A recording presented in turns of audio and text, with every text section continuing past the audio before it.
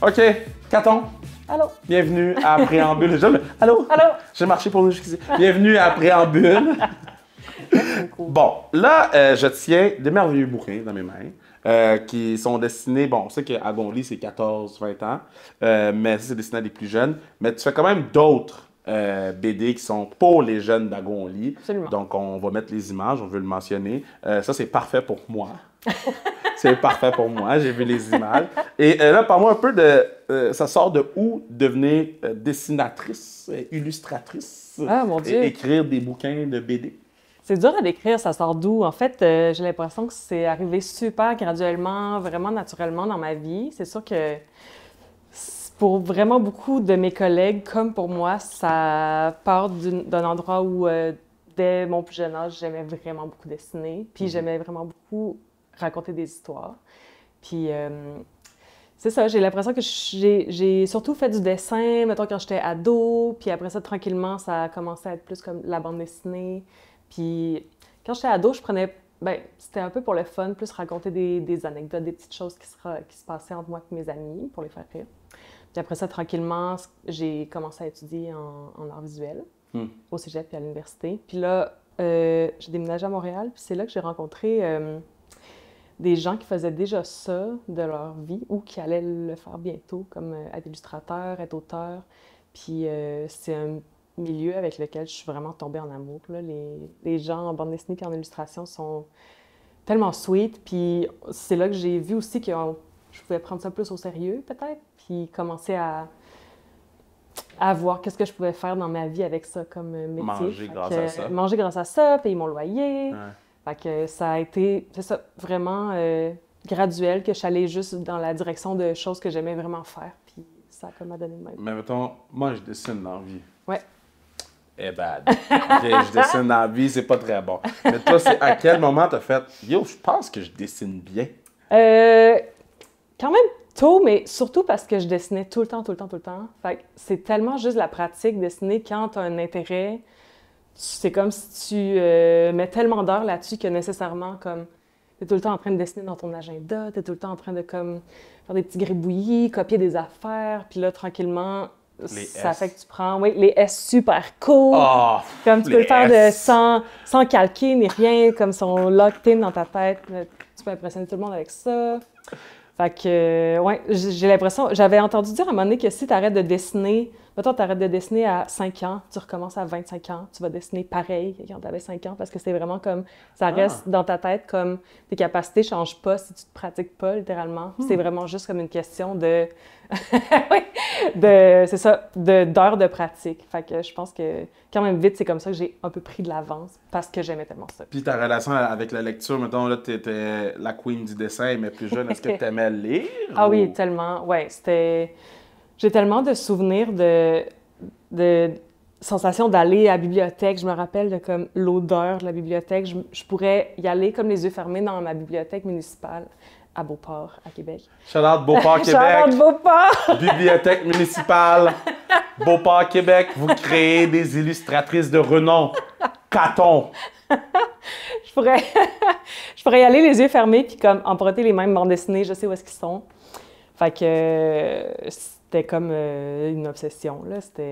Je me rappelle encore de vraiment aimer ça. Puis même quand j'étais enfant, on dirait que c'est ça, j'ai pas beaucoup ni d'enfants, ni tant de jeunes autour de moi. Mais je me rappelle vraiment de mes sensations comme de lecture. Fait que quand j'écris puis quand je dessine, je replonge un petit peu là-dedans puis je me rappelle vraiment comme les affaires que j'aimais voir dans des images quand j'étais petite, qu'est-ce qui me faisait plaisir à voir. C'est là-dedans que je vais, puis c'est drôle parce que après ça, j'ai des commentaires là-dessus, comme de lecteurs. Fait qu'on dirait que c'est comme s'il y a des choses qui ne changent pas. Mais c'est quoi tu lisais? Garfield? Notamment. Yes! Yes! Mais dans les affaires que j'aimais lire, littéralement, dans le sens... Ce que j'aimais chercher dans les images, c'était, tu sais, les images super détaillées où est-ce que tu sais, t'as plein de petites informations, tu peux... Il y a du storytelling comme dans l'image, en plus du texte. j'aimais ça voir de la nourriture dessinée. On dirait que comme j'étais comme obsédée, puis je trouvais que ça avait l'air tout le temps super bon. Ce genre de petits détails-là, ça m'obsédait vraiment. Puis c'est ça que je finis par dessiner. Mais c'est quoi les titres, là? Je veux que les jeunes aillent voir. Les titres? Y a-tu Garfield? Y a-tu Tintin? Il y avait... Tintin, je trouvais ça super plate. Yo, Tintin, c'est lame! C'est la merde.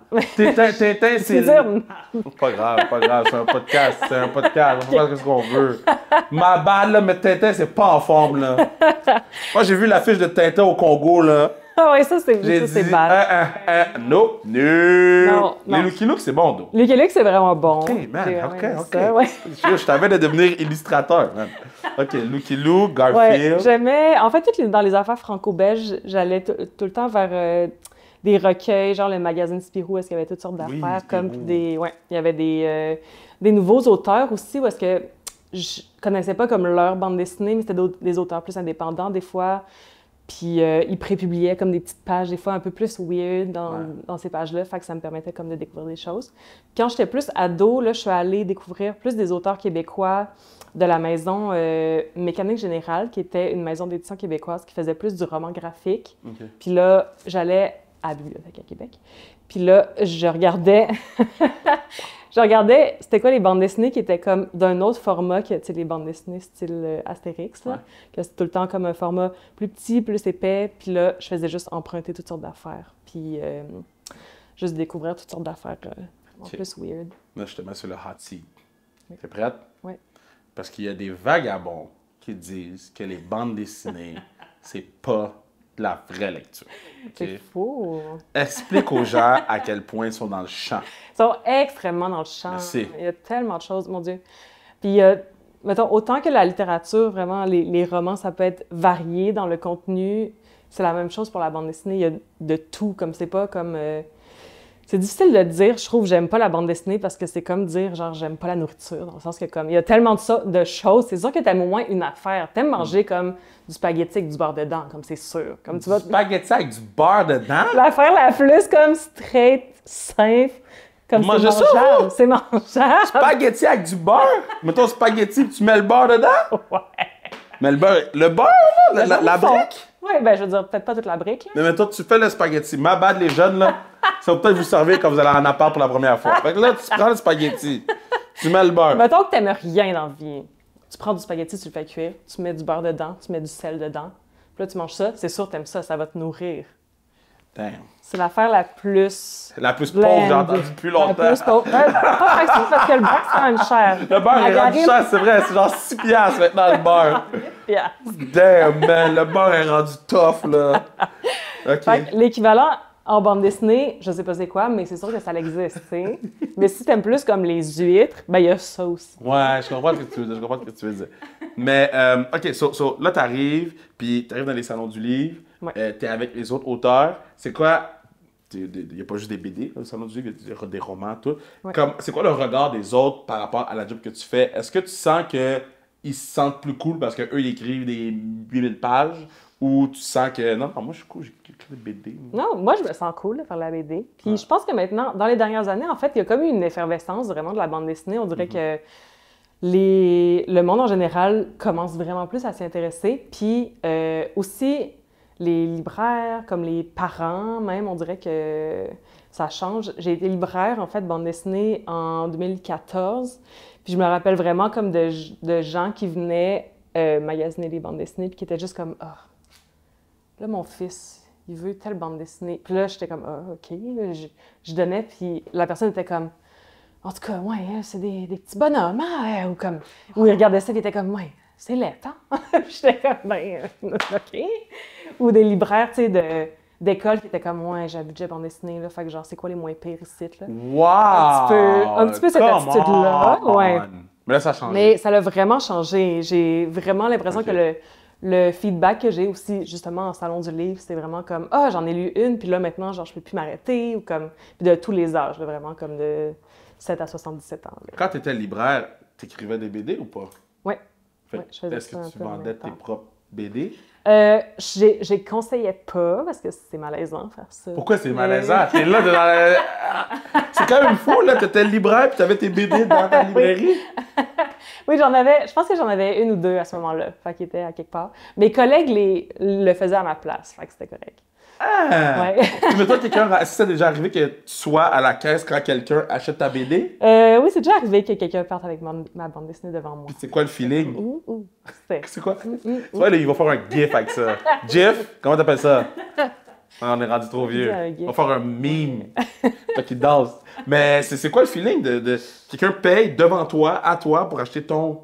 C'est un bon feeling. C'est vraiment un bon feeling. Puis un feeling secret, parce que je n'étais pas comme Madame, c'est mon livre à moi. Tu l'as pas dit? Ben, des fois, je le disais. Mettons, si j'avais une conversation avec la personne, j'étais comme en passant, vous avez mon livre. Puis, des fois, la personne avait l'air pressée. Fait que j'étais pas comme Madame, juste pour partir. Fait que ça faisait juste comme un petit. Un petit velours. Un petit velours. OK. So, quel livre ou quel BD t'aurais voulu écrire? T'aurais aimé ça être l'auteur de cette BD? Il y en a vraiment beaucoup, mais juste un. Une. J'aurais aimé être l'autrice de la série des Moumines. Des Moumines? Quand j'étais petite, il y avait une émission de télévision des Moumines. Ça jouait où? Ça jouait à TV.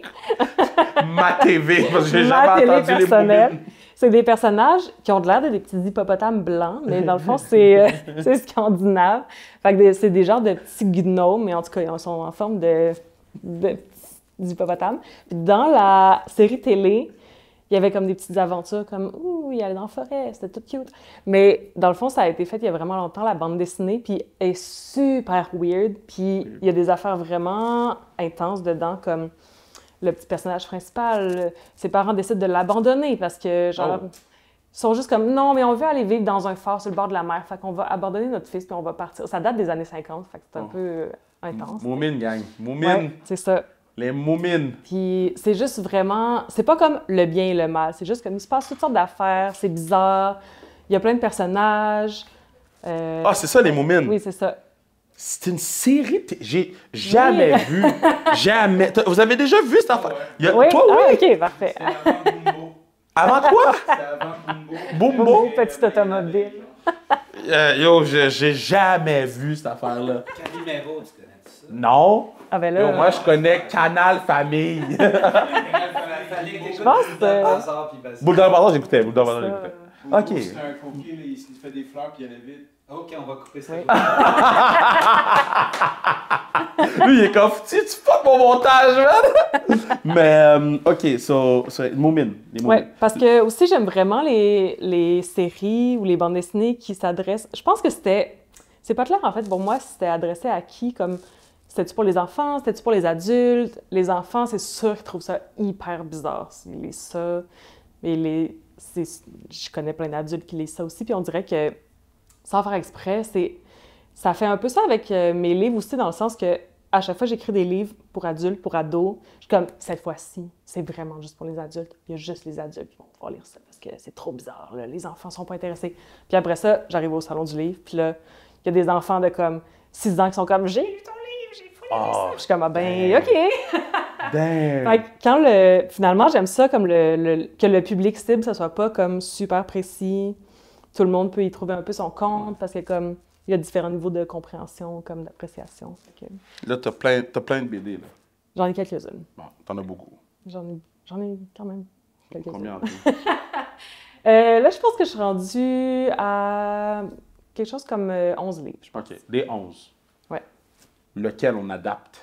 Lequel on en adapte? série télé ou en film. Quand Disney t'appelle demain, là, ils sont comme, je te donne le budget de réponse pour faire une BD, tu fais quoi? En fait, je suis en train d'adapter une de mes bandes dessinées en série télé. Tu annoncé, là? Non. Ouais. Ah oui? Mais c'est encore pas full OK, c'est pas encore développé. Là, médiatisé. ouais. Non, c'est ça. Pas tant OK. que ça. Ah, Je l'ai mais t'as pas le annoncé, droit de dire ouais. c'est quoi? Oui, j'ai le droit. Je OK, pourrais. c'est quoi? C'est Moumines. C'est ma bande dessinée Les Ananas de la colère. Oh! Qui est un genre de meurtre et mystère qui se passe dans le quartier hawaïen de Trois-Rivières. Fait que là, on veut faire comme une série télé mais pas animée, là, comme En vrai? en vrai. Ah! Oui, avec des acteurs. Série québécoise. Qui serait comme une première saison de genre 8 épisodes de 1 heure, si tout va bien. Tu sais, c'est pas encore officiel parce que c'est pas encore vendu à un poste, mais comme on a du financement puis on est en train OK, Ouais, je ça veux fait comme la avoir un série. rôle. S'il faut, je vais mourir en premier. I don't care. Je veux aller dans le coin hawaïen de Trois-Rivières. Ouais. Je veux... J'aimerais ça faire un caméo, moi aussi, comme juste être dans le petit ski bar. Comme Est-ce que tu veux faire comme Stanley, là? Tu sais, faire des caméras dans tes propres BD? Ça serait sick. J'aimerais vraiment ça. C'est mon rêve, honnêtement. Mais tu sais que c'est toi qui décides. Ouais, je pourrais décider ça. J'aimerais Parfait. ça. Parfait. Je vais Fait que, le nommer en tu brainstorm. me diras c'est prochain. quoi ma convocation de tournage. Parfait. Excellent. Juste rentrer, what's up, quitter. Oui, Je serais vraiment parfait. content. On gardera nos agendas tantôt. Ouais. C'est un personnage. Si, mettons, quand tu vas mourir, là, tu es sur ton lit de mort, Oui. puis là, tu vas devoir penser à un personnage. C'est lequel? Oh mon Dieu! Comme mon personnage préféré de tous mes personnages. Ben, celui que tu vas penser quand tu vas die. Ouf! Au moment de mourir, Ouf! je vais peut-être... Oh boy! Oh Ça boy. va changer la vibe de ma mort quand même. Le personnage auquel je vais penser. Peut-être que ça serait Scooby-Doo, qui est un chien. Un personnage de chien qui est vraiment niaiseux. Oui. En fait, c'est un peu un chien normal, mais un peu dégueu, Oui. qui est dans mon livre Les Enquêtes de Scooby-Doo, qui est comme une série policière qui met en scène deux détectives à qui arrive jamais rien. C'est super déprimant. Puis on dirait que ça te met un peu devant des questions existentielles de comme à quoi ça sert, pourquoi qu'on est là, c'est donc bien déprimant ce livre-là, pourquoi j'ai acheté ça. Fait que peut-être qu'au moment de mourir, je vais être comme Scooby. Tu vas penser à Scooby-Doo? Tu vas penser à Scoobs? Oui, je pense à Scooby. Scoobs. Ouais. OK, est-ce que tu as déjà pensé à écrire une BD en équipe? Est-ce que ça se fait, ça? Oui, absolument. Est-ce que Ouais. tu as déjà pensé à le faire parce que c'est une possibilité? Je l'ai faite. Oh, tu l'as faite? Oui, je l'ai faite. T'as-tu aimé ça? Non, je Oui, sais j'ai pas, moi, vraiment man. aimé ça. Hey, on découvre, là. correct. Foutez-moi la paix, man. Hey, moi, on rit de moi là-bas, là. Vous saviez même pas qu'elle l'avait fait. Tu savais? Non, tu savais pas. Bon. Si Julie, elle sait pas, personne ne sait. Julie, elle connaît tout. Elle a 800 signés. OK, on continue. Oui, bien, en fait, mon premier livre, je l'ai fait en équipe. Tous mes premiers livres, en fait, je les ai faits en équipe. Puis ça m'a vraiment aidé à commencer ma carrière, en fait, dans ce domaine-là, parce que comment ça s'est passé, c'est que j'ai rencontré une autrice que j'aimais vraiment beaucoup, qui s'appelle Iris, qui est un peu plus âgée que moi. Puis, dans le fond, quand j'étais au cégep, je demandais ses livres pour Noël. Puis maintenant, Ah, c'est donc cute. Oui, puis maintenant, c'est comme ma meilleure amie. C'est donc bien cute. Ouais. Shout-out Iris. Iris, elle a-tu un Ouais. iPad? Oui. OK, Ouais, Iris, j'ai assumé qu'Iris avait 82 ans. Non, elle a comme 40 ans, ça va. Oh, Iris a 2 iPads. Shout-out Iris, c'est donc bien cute. Ah, Oui. ah. Fait que, on s'est rencontrés, puis on a eu comme une idée d'un blog qu'on voulait partir ensemble dans le temps que les blogs, c'était bien hot. Je suis vraiment vieille. Puis après ça, ça l'a comme déboulé en idée de livre pour les éditions de La Pastèque. Puis elle était déjà publiée dans cette maison d'édition-là. Fait que c'était un peu un livre à 4 mains. Ça s'appelle La liste des choses qui existent. Fait que c'est un genre de faux documentaire sur des objets. On va parler de, mettons, le pantalon, l'horloge. Puis là, on fait un genre d'historique de cet objet-là, puis on dit des anecdotes sur l'objet. Puis c'est moitié vraie information, moitié grosse bullshit qu'on a inventé. Mais des fois, c'est comme pas clair. Qu'est-ce qui est vrai, qu'est-ce qui est pas vrai. Puis c'est comme diviser un objet, c'est tout moi qui scénarise, je nous dessine les deux comme on est mis en scène dans nos petits personnages de nous-mêmes. Fait que c'est ça, c'était un peu à 4 mains, puis j'ai l'impression que comme ça, elle m'a vraiment appris, tu sais, les détails vraiment de... C'est niaiseux, mais comment s'organiser pour dessiner une planche, après ça, la scanner, comment qu'on fait ça, les affaires vraiment techniques, mais aussi un peu comment interagir avec les maisons d'édition, ce genre de choses-là. Puis c'est ça, c'est un milieu super collaboratif, puis il n'y a tellement pas de compétition, là, les gens s'entraident comme dans ce milieu-là, puis ça m'a vraiment aidé après ça, à savoir comment faire quand je faisais mes projets vraiment toute seule. Là. J'ai une question qui va peut-être être très stupide, Vas-y, mais je suis sûr qu'il y a plein de gens qui se la posent. je vais rire de toi. Oh, damn! Shout-out Iris. OK, so, qu'est-ce que tu fais en premier? Tu crées l'histoire ou tu dessines avant, puis tu crées l'histoire à partir de ce que tu as dessiné sommairement? C'est vraiment pas une question niaiseuse parce que c'est tellement différent selon l'artiste, l'illustrateur, comme l'auteur. Moi, personnellement, je fais pas... Comme il y a des gens qui s'assoient à leur ordi puis là, ils écrivent un scénario vraiment détaillé, comme un scénario de cinéma presque, puis après ça, ils commencent à dessiner. Mais moi, je suis comme pas super bonne pour faire ça parce que j'ai besoin de de voir les images en même temps, parce que les images racontent une autre partie de l'histoire, puis si c'est bien fait, la bande dessinée, t'as comme le texte dit quelque chose, puis l'image en dessous, ça redit pas nécessairement la même affaire. Il y a comme des histoires qui se racontent un peu sur les deux plans en même temps.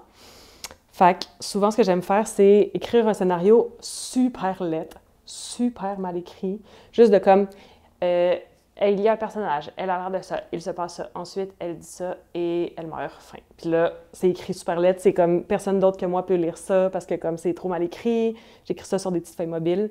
Puis après ça, là, je commence à faire la version de la bande dessinée tout en croquis. OK. C'est super long faire de la bande dessinée parce que c'est comme plusieurs étapes qu'on... Combien de temps? Pour un livre plus adulte de comme 100... Mettons, Les Années de la colère, c'était 135 pages peut-être. Ça m'a pris à peu près 1 an comme... OK, c'est long. Mettons, ouais. C'est comme 1 an, je travaille à tous les jours, là. Ouais, pas mal. OK. Mais là-dedans, il y a comme aussi penser au scénario puis tout ça qui est comme... On dirait que tu fais rien parce que tu es juste assis comme ça. Puis là, tu réfléchis, mais ça compte. Mais tu n'as rien devant toi, mais c'est du travail pareil, mettons. Puis c'est ça. Là, je fais une version de la bande dessinée qui est vraiment laide. Encore une fois, il faut absolument que ça soit super laid. Mais juste pour placer les personnages sont où, pourquoi faut que ça soit tout le temps laid? Horrible. Pourquoi il faut que ce soit si laid? Qu'est-ce qu'ils t'ont fait? Parce que si c'est trop beau, ça va être du gaspillage, comme je n'utiliserai pas. C'est pas le produit fini. Genre, Okay. je veux pas... Déjà, c'est tellement de travail de juste placer quelles images vont dans une page, les bulles sont où, qu'est-ce qui se dit. Là, j'écris un petit peu le texte final à ce moment-là. Fait que c'est déjà tellement de travail juste penser à ça que si je commence à faire un dessin plus poussé, ben là, c'est comme trop de travail en même temps. Tu fais des bonhommes allumettes. Je fais des bonhommes allumettes. Ouais, c'est... C'est vrai? Ben presque, des fois. Ah, ouais, des bonhommes... Des fois, un peu des expressions pour me dire comme, ah oui, là, tu sais, il se passe un peu, genre, telle sorte de scène. Quand j'ai des idées de petits dessins, comme de blagues en arrière-plan, là, je le dessine super vite juste pour me le rappeler quand j'ai des idées. Ou des fois, j'écris à côté... Des fois, c'est juste, genre, je fais un carré pour une case, puis j'écris comme « scène au salon de quilles ». Puis là, comme, je suis comme « ah, plus tard, je vais dessiner ça ». Mais juste comme savoir que ça va être la page où il va y avoir la scène au salon de quilles. Puis, est-ce que d'autres gens te comprennent, sauf toi? quand il est ça, Ouais. je pense que si quelqu'un qui fait déjà de la bande dessinée le lit, il va un petit peu comprendre. C'est pas si pire que ça, certaines pages, puis d'autres, c'est absolument dégueulasse. Puis, en fait, quand je fais plus des livres pour enfants, cette étape-là, j'essaie de la faire un petit peu plus clean parce que je veux la montrer à, mettons, mon éditrice avant pour avoir son opinion puis valider. Quand il faut que je le montre à un autre humain, je me force un peu plus. Et si c'est juste moi, c'est dégueulasse, mais comme ça me va. Est-ce que ton héritage culturel que tu laisses, quand tu vas die, tu dis quoi? En pensant à Scooby. Qu'est-ce que je vais laisser? C'est vraiment une bonne question. C'est vraiment une bonne question. Mon Dieu. Je pense que ça va être assez varié, vu que comme je fais toutes sortes de livres, j'ai l'impression que... J'espère que ça va laisser quelque chose qui va faire rire, surtout. Yes. Ouais. C'est pas mal ça, mon but, je pense. Tu veux faire rire les gens? Oui, je veux faire rire. Tu veux rendre les gens heureux? Je veux rendre les gens heureux. Cute. C'est nice. Ouais. T'as-tu fait le test? Parmi ces choix, quel genre de film ou de série télé préfères-tu? Oh, action-aventure, fantastique, science-fiction, horreur policier, comédie, romantique drame, documentaire. J'avoue que c'est horreur policier. La connais, ma caton, moi. Oui. La connais, caton. Espionnes-tu souvent des inconnus sur les réseaux sociaux? Tout le temps. Oui. Ouais. Des inconnus ou du monde avec qui je suis allée au primaire, sur qui j'avais des kicks. Ah! Tu fais pas ça pour vrai? Yo, Charlotte Marie-Claude Lavoie, man. Vincent Vernier! Qui s'était teint les cheveux au primaire avec un genre de petit mascara avec de la couleur. Il avait les cheveux blonds, il s'était teint en bleu. Fait que c'était comme verdâtre, full de moton. Puis là, je l'ai vu, puis j'étais comme, oh, je suis en amour avec. Oh! Non, je le trouvais beau! Ah, oh, wesh! Ah, je l'adorais! T'es du genre à poser toutes tes questions existentielles à Google?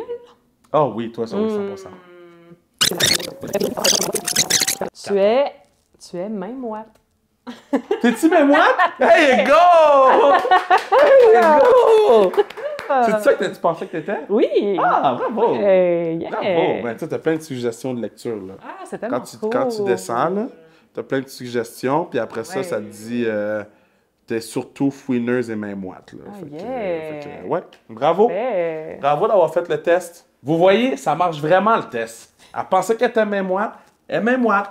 Je pensais que j'étais fouineur, je suis fouineur. Je pensais que j'étais beau romantico. J'ai été quand même longtemps beau Ben romantico. oui, c'est ça. Mais, c'est guys, comme ascendant. ouais, romantique. ascendant, bon. Mais c'est parce que la lecture, c'est fluide. C'est vraiment le slogan de l'année prochaine. Je veux juste m'assurer que tout le monde le sache. Puis si je suis pas ambassadeur, je veux des royalties. Il y a des jeunes, il y a des gens qui regardent ou qui écoutent en ce moment. T'as-tu un conseil pour ceux qui sont comme sur le bord de s'accrocher à la lecture, mais c'est difficile? Vraiment aller vers, comme, no shame, vers des affaires qui donnent du plaisir. Comme vraiment, pas essayer d'être comme, ah, mes amis pensent que je devrais aimer ça, ou comme aller vers les livres qui sont plus à la mode, ou comme que, c'est ça, les autres ont l'air d'aimer. Vraiment juste aller sans bouder son plaisir. Genre juste aller vers quelque chose que t'aimes, même si c'est genre, tu veux juste lire des Dragon Ball, fais ça, genre c'est parfait. Fais juste ça. Puis après ça, ça va peut-être débouler vers d'autres choses. Quand tu vas avoir lu les 450 Dragon Ball, tu vas avoir 85 ans, ben peut-être que tu vas avoir une autre idée d'affaires à lire. Le nombre de personnes qui m'ont jugé parce que j'ai les Dragon Ball, man. Je les ai toutes lues, j'aime tellement ça, j'ai appris à dessiner avec Ok, les Dragon est-ce que tu Ball. penses qu'il est trop. C'est quoi le nom du patinet, là? Tu peux couper après, je m'en fous, là. C'est quoi le nom du patinet, là? Bou! Il est trop fort, Bou! Oui, mais je l'aimais tellement, c'est un de mes personnages préférés. Mais il est même trop fort! J'étais découragée, j'avais vraiment un sentiment de fin du monde. Oui! Ouais, c'était très, Moi, très je trouve intense. qu'ils ont gâché la fin avec. Ben, la fin, ils ont gâché cette partie-là. Non, ça tenait en haleine. Ben oui, il tuait tout le monde. Il n'y a personne qui pouvait le battre. Vegeta est mort 8 fois. C'était horrible, c'était horrible. Ok. Mais good times quand même. Ok, parfait. Ben, merci d'avoir été sur le pod. Merci beaucoup. Tout le monde, n'oubliez pas d'aller faire le test sur agol.ca. Vous allez peut-être être même moite comme elle ou fouineur comme moi. Et le plus important, c'est d'essayer de lire. Donner une chance au bouquin, que ce soit des romans de 900 pages ou des BD pour enfants. Why not? C'est quoi? Moi, je vais lire ça tantôt.